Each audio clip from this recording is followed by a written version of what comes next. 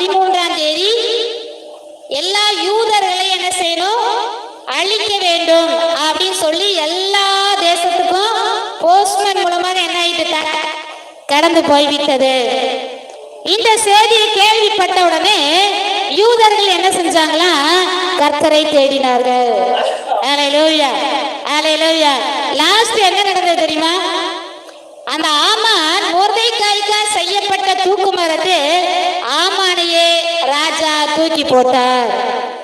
அல்லேலூயா, அல்லேலூயா. எந்த ஆமான் நீதிமானாய மொர்தெகாயை அழிக்கணும், கிறிஸ்தவர்களாய் கர்த்தருடைய பிள்ளைகளாய யூதர்களை அழிக்கணும் திட்டம் போட்டானோ, அதே ஆமான் செய்த தூக்கு மரத்தில் அந்த ஆமானையே அந்த ராஜா போடும்படி கர்த்தர் காரியத்தை மாறுதலாய் முடிய பண்ணினார். ஆமென், அல்லேலூயா. அவன் வெட்டி வைத்த குழியில் அவனை விழுந்து விட்டான். ஆமென், அல்லேலூயா. அவங்க என்ன நினைக்காங்க, இந்த கூட்டத்தையே அழிச்சிடணும் அவன் பிளான் பண்ணா. ஆனா கர்த்தர் என்ன செஞ்சாரு, அவன் செஞ்ச குழியில அவன் வெட்டி வச்ச அவன் தயாரித்த அந்த தூக்கு மரத்துல அவனையே சாகடிக்கும்படி கர்த்தர் அங்கே கிரியை செய்தார். ஆமென், அல்லேலூயா. துன்மார்க்கருடைய வாழ்க்கை அழிந்து போகும், நீதிமானைய கர்த்தர் வாழ வைக்கிறார், நீதிமானைய கர்த்தர் ஆசீர்வதித்து உயர்த்தி வைக்கிறார். ஆமென், அல்லேலூயா, அல்லேலூயா.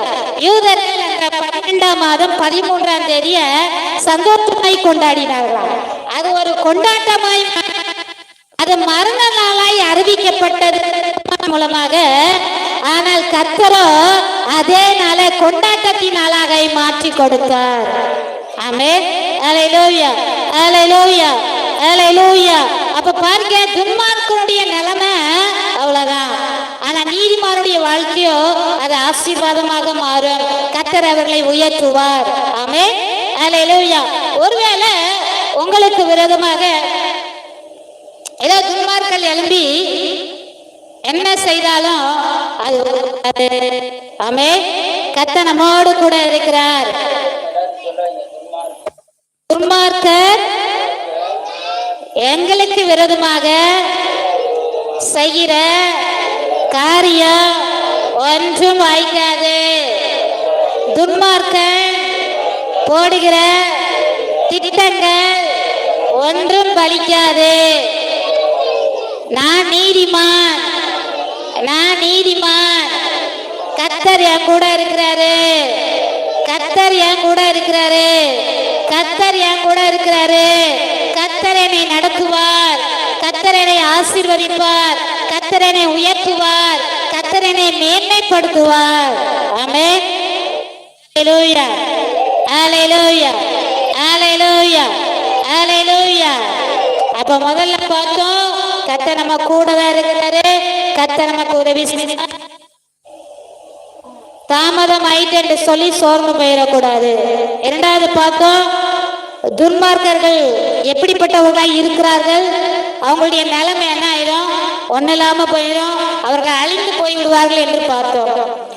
மூணாவதாக ஒரு காரியத்தை பார்த்துட்டு முடிக்க போறோம். 14ஆம் வசனத்துல பின்பாகத்துல சொல்றாரு, திக்கற்ற பிள்ளைகளுக்கு சகாய நீரே. அல்லேலூயா, அல்லேலூயா. திக்கற்ற பிள்ளைகளுக்கு சகாய நீரே. திக்கற்றவர்கள் யாரு? கைவிடப்பட்டவர்கள், யாருமே இல்லாதவங்க. சில பேருக்கு இருந்து இல்லாம இருப்பாங்க. அத ஒரு பாட்டு பாடணும், சொந்தம் என்று சொல்லிக்கொள்ள யார் யாரோ இங்கு உண்டு, ஏனென்று கேட்கிற யார் இங்கு வரவில்லை அப்படின்னு சொல்லி ஒரு பாடலை பாடணும். அப்படிதானே? சொந்தம் இருந்தும் நமக்கு பயம் இல்லாம இருக்கும். அப்படிப்பட்ட நிலைமையில இருக்கிறவங்களுக்கு கர்த்தர் சகாயரா இருக்கிறாரா. சில பேருக்கு இந்த உலகத்தை விட்டு அவங்க போயிருப்பாங்க, உங்களுக்கு துணையா யாருமே இல்லாம இருக்கலாம், இறந்து போயிருக்கலாம், ஒருவேளை தாய் தகப்பன் இல்லாம இருக்கலாம், ஒருவேளை பிள்ளைகள் இல்லாம இருக்கலாம், ஒருவேளை யாருமே இல்லை, நான் ஒரு தனிமரமா இருக்கிறேன், எனக்கு உதவி செய்ய யாருமே இல்லை அப்படின்னு சொல்லி